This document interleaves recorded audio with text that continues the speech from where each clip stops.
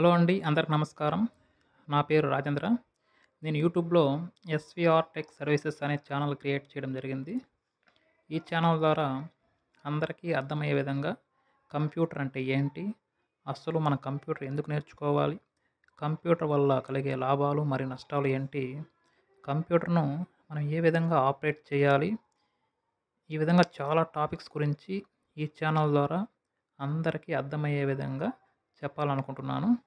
అందులో భాగంగానే ఈరోజు మన టాపిక్ వచ్చేసి అసలు మన కంప్యూటర్‌ని ఎందుకు నేర్చుకోవాలి? ఇక్కడ అందరూ కొంచెం జాగ్రత్తగా వినండి. ఒకానొకప్పుడు ఎవరికైతే చదవడం, రాయడం రాదో వాళ్ళందరినీ నిరక్షరాస్యులు అనేవాళ్ళం. ఇప్పుడున్న కంప్యూటర్ యుగంలో ఎవరికైతే కంప్యూటర్ ఆపరేట్ చేయడం రాదో వాళ్ళందరినీ నిరక్షరాస్యులుగా భావిస్తున్నారు. మనకు మంచి తెలివి ఉండొచ్చు. మంచి వ్యాపారం కూడా చేస్తుండొచ్చు. డబ్బులు కూడా బాగా సంపాదిస్తుండొచ్చు. కానీ కంప్యూటర్‌ని ఎలా ఆపరేట్ చేయాలో తెలియకపోతే భవిష్యత్తులో చాలా సమస్యలను ఎదుర్కొనవలసి వస్తుంది.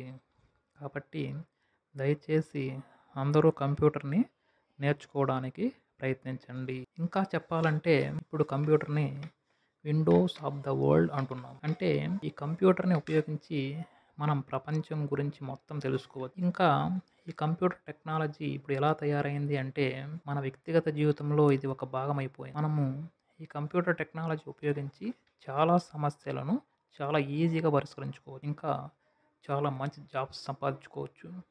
అదేవిధంగా డైలీ న్యూస్ అప్డేట్స్ తెలుసుకోవచ్చు. ఇంకా ఈ కంప్యూటర్స్‌ని మనం రకరకాలుగా స్కూల్సు, ఆఫీసెస్‌లో, హాస్పిటల్స్ అండ్ ల్యాబ్స్‌లో ఉపయోగించుకోవచ్చు.